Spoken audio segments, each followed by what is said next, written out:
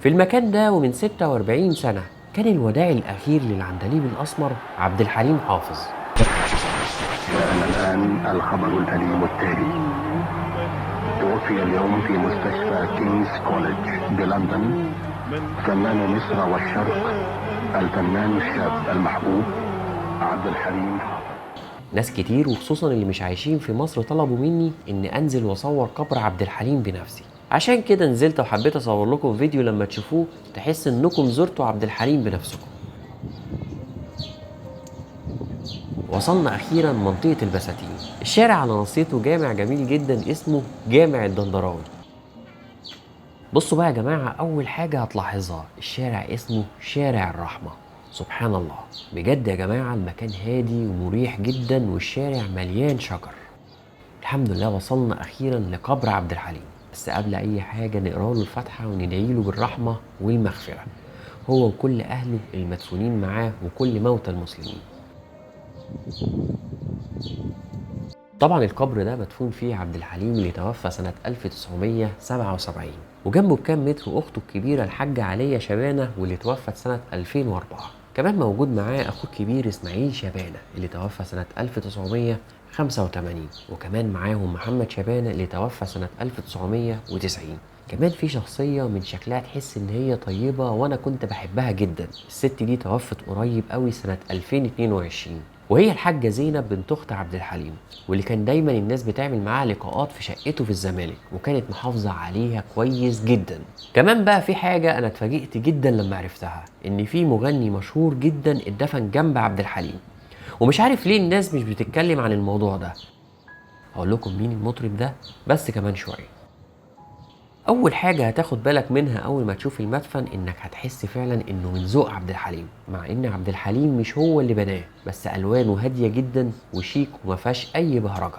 بص مثلا على الفونت المكتوب على الرخام ازاي رقيق وجميل جدا. كمان خدوا بالكم من النجفه الرقيقه اللي متعلقه في السقف. على فكره بقى عبد الحليم ما زارش قبره ابدا في حياته، لان عبد الحليم لما اتدفن فيه كان المكان عباره عن ارض فاضيه. كان عبد الحليم لسه مشتريها سنة 1976 لأن أخوه إسماعيل كان حصل له مشاكل كبيرة جدا في القلب. بعد كده سافر عبد الحليم للندن وتوفى هناك. هنا بقى أصر أهله إنه يدفن في المكان اللي اشتراه بنفسه. وبعد وفاة عبد الحليم قرروا إن هم يجهزوا المكان بسرعة، وفعلا حفروا القبر. وعلى ما وصل جثمان عبد الحليم من لندن للقاهرة كان المدفن جاهز، وبعد كده اتعمل سور واتعمل الشاهد الرخامي الموجود على المدفن.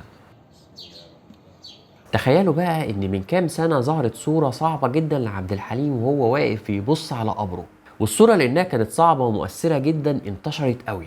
بس في الاخر الصورة ما طلعتش حقيقة وطلعت فوتوشوب، لان زي ما قلت لكم ان عبد الحليم ما زارش قبره في حياته ابدا. في ناس كتير جدا بتيجي تزور قبر عبد الحليم من كل بلاد العالم، وخصوصا يوم 30 مارس الذكرى السنوية لعبد الحليم. عشان كده هنلاقي ان في رخامة صغيرة متعلقة على باب المدفن مكتوب عليها رجاء من السادة الزائرين عدم الكتابة على حوائط المدفن. ده لان كان في ناس كتير بتكتب وترسم عليه، ولان عبد الحليم حافظ كان موصي اهله قبل وفاته بانهم يهتموا بقبره. دايما هتلاقي المدفن والشجر حالتهم كويسة جدا، ودايما هتلاقي عيلة عبد الحليم بتجدده.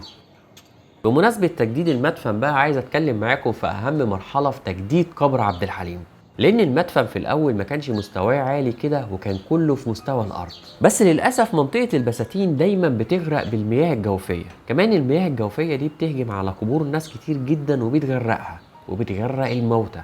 عشان كده بص وانت ماشي في المنطقة هتلاقي المية طافحة في الشارع عادي جدا، وانا حبيت اصورها لكم. بسبب المياه الجوفية أهل عبد الحليم كانوا قلقانين جدا، عشان كده قرروا إن هم يجددوا المدفن ويعلوه، وفتحوا القبر ونقلوا جثمان عبد الحليم لمكان تاني لحد ما يعلوا المدفن، وبعدين يرجعوا الجسامين من تاني لمكانها. وهنا بقى حكى محمد شبانة ابن أخو عبد الحليم إنه لما نزل القبر شاف عمه رحمة الله عليه وكأنه نايم وإنه ما اتحللش، وإن جثمانه موجود لحد دلوقتي بنفس حالته. والتصريحات دي انتشرت جدا وعملت حالة من الجدل كبيرة جدا. بس بعد كده الحمد لله المهندسين المسؤولين عن المنطقة جم وعملوا مسح للمكان عشان يعرفوا المية دي جاية منين وهتوصل لحد فين، واكتشفوا سبحان الله ان في حجر ضخم جدا حاش المية وحمى قبر عبد الحليم وكل المقابر اللي حواليه من المية. اكلمكم بقى عن الفنان الكبير اللي مدفون جنب عبد الحليم، هو الفنان منير مراد اخو ليلى مراد، اللي كان صديق مقرب جدا من عبد الحليم، واللي توفى سنة 1981. الصراحة منير كان حظه سيء جدا لانه توفى في نفس توقيت اغتيال الرئيس السادات، عشان كده محدش اهتم بوفاته ابدا، كمان محدش عرف الخبر ابدا، وما اتكتبش في الجرايد الا بعد وفاته ب3 ايام في صفحة داخلية. للاسف الشديد بقى اخته ليلى مراد ما كانتش جهزت المدفن الخاص بيه ابدا، عشان كده طلبوا من اهل عبد الحليم ان هو يدفن جنبه، وفعلا اهل عبد الحليم وافقوا. بس كان حاجة غريبة جدا، ما لقيتش في المدفن اي يافطة او اي رخامة مكتوب عليها ان منير مراد مدفون هنا. نيجي بقى لاخر حكايه هنتكلم عنها، وهي قصه النعش الفارغ لعبد الحليم حافظ.